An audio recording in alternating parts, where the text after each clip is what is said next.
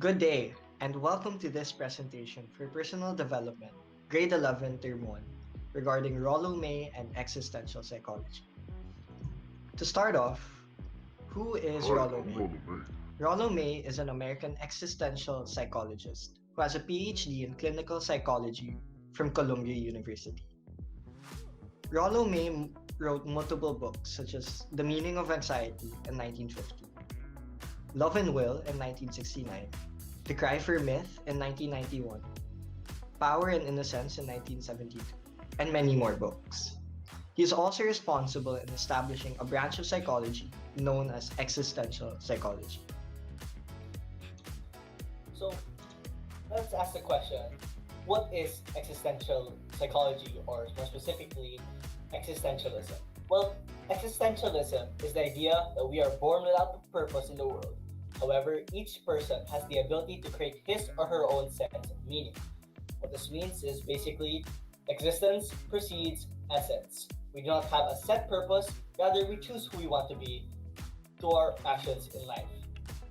You may even say that it's anti-theoretical, theories that dehumanize people and make them objects. Hi, I'm a So, psychologist. existential psychology is established by RolloMay. It's an approach to psychology and psychotherapy and examines the interpersonal relationships and uses them to understand the person. It understands that a person as a whole is not only the sum of his or her parts. People have free will over their lives, and life has a purpose and meaning.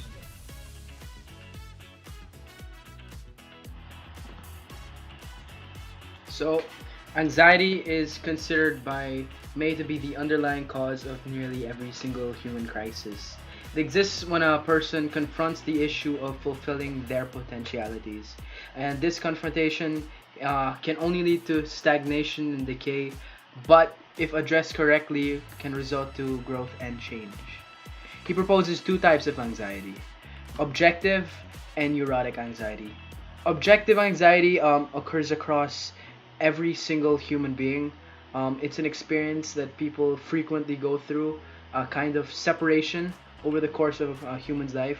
And addressing these experiences head on leads to an invigorated sense of independence. Neurotic anxiety, on the other hand, is the byproduct of not addressing normal or objective anxiety. Avoiding anxiety also means surrendering your freedom, in May's words. A good example of anxiety is when an adolescent has homework that is due the following day.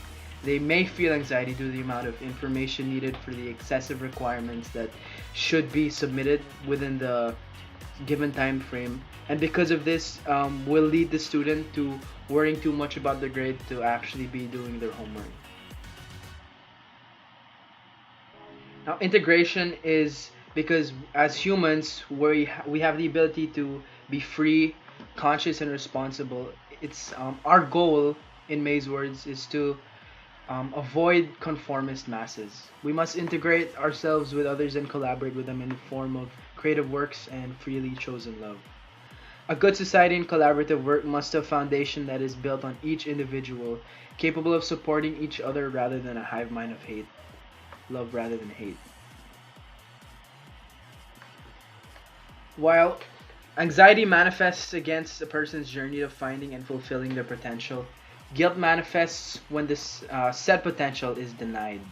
It is also present when a person fails to understand and sympathize with the needs of another person. To expound on this, when people do not understand the situation of others, they regret that misunderstanding. It's like being rude towards someone who has lost a loved one and immediately apologizing afterwards. I intentionality. The fourth thought that comes with future decisiveness is what's called intentionality. Action cannot exist without intentionality. The same applies vice versa. It is knowing that you are doing an action and you are aware of the consequences. Love. To be capable of giving and receiving mature love is the sound a criterion as we have for the fulfilled responsibility personality. That's Rolla May said that back in 1953. Love is defined by May as a delight in the presence of another person. Affirmation and value and development is also reciprocated. Love also applies to integration, The goal extends to uniting through love and will. It comes in the form of sex, eros, philia, and agape. Freedom. Freedom is defined as a person's capacity for determination. It works in tandem with his anxiety. Fear and anxiety leads to a loss of freedom. Destiny. Destiny is defined as the universe speaking through the design of each one of us. While every person's ultimate destiny is death, on a lesser scale, the destiny describes biological properties like gender, strength, size, intelligence, and the like. Destiny is the goal at the end of the road to be able to get something. These includes the looks, attitude, capacity of a person. These are the tools that will help guide you to become a good person. Now, after learning all of this about existential psychology, the question is, do we agree with the theory? Well, the answer is, we do. We agree with the theory of existentialism because the idea of being responsible for your own purpose in life is very profound.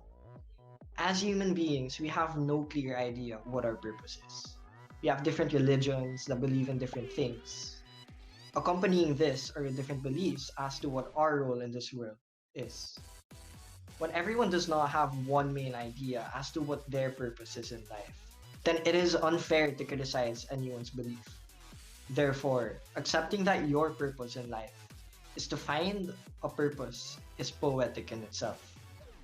We do not have an idea as to what lies after death or what came before our life. So, as far as we know, the only life we have is the one we are living now. The weight and gravity of your life depends on you. You can choose to believe that nothing in this world matters or that everything does. And with that, thank you for listening to our presentation about existential psychology by RolloMay, and have a good day.